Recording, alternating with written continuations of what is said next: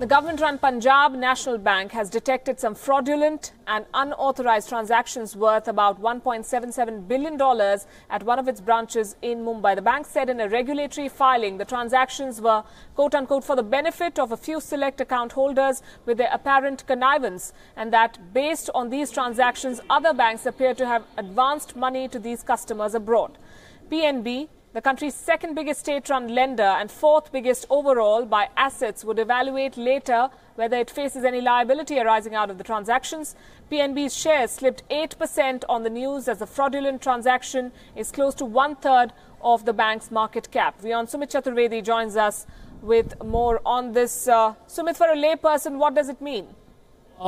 Actually, it's a massive fraud. In a way, it's taking the money of a common man and giving it to some people, or maybe some people have taken it out, but it's the common man who stands to lose if it's a massive fraud, because there's a limited liability in case of any fraud, and if depositors are going to deposit money into bank, there's a limited liability. Having said that, PNB is still knowing the cause and whether these transactions are reversible or not. But in a way, it throws light on the kind of massive, we can say that bad loans, and to the ratio of bad loans to overall assets, and overall what kind of we can say that the kind of atmosphere the banks are working in.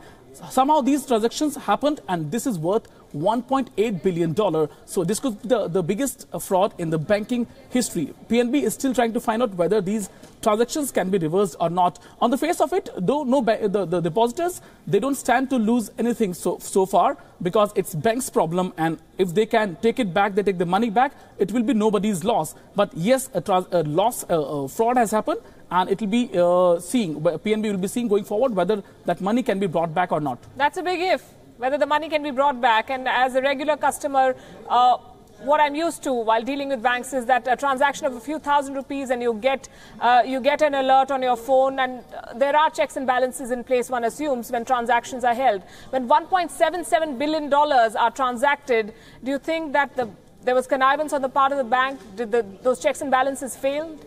Well, absolutely, Palki, because the systems we are using are definitely not up to the mark. It goes on to say or to show that there was connivance of people or insiders. Well, let's take two cases. First was demonetization. When it happened, definitely there were cases when the bank's insiders were taking money from outside and giving money, exchanging notes. That happened, and then the frauds came to light. Second big fraud was Malia fraud, where the banks lost close to 8,000 crore rupees. So here it all goes on to show what kind of fragile environment these banks are working in. These cases come to light and nothing happens. Like in the case of demonetization, there were cases when the bank managers in connivance with other staff were exchanging notes. Well, nothing happened in that case. In the case of ICICI Bank and other banks who gave loans to Malia, the money has not come back. So it's in a way shows that the kind of fragile environment the banks are operating in. Clearly, the common man doesn't lose anything here, but banks are losing a lot. Let's take figures. Let's take a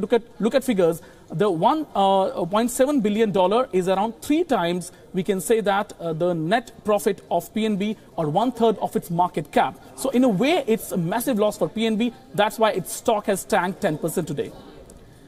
So who is investigating this fraud, Sumit? My final question. Is it only the bank, or has it gone to authorities? Well, definitely police is investigating the case, and there could be more to it. Not only one bank, but other banks, because as the case appears, it looks like certain people, they took the benefit and they took the money out of the country, and other banks also loaned them a certain amount based on these kind of transactions. But it's still not clear, because PNB has said it is still not getting any information as to how the transaction took place. So more, we can say that details will be out over the next few days, and then it will be best to gauge some kind of we can say that some kind of we can then say certain things with authorities as to what kind of fraud is that, and whether the money can be brought back from overseas or not.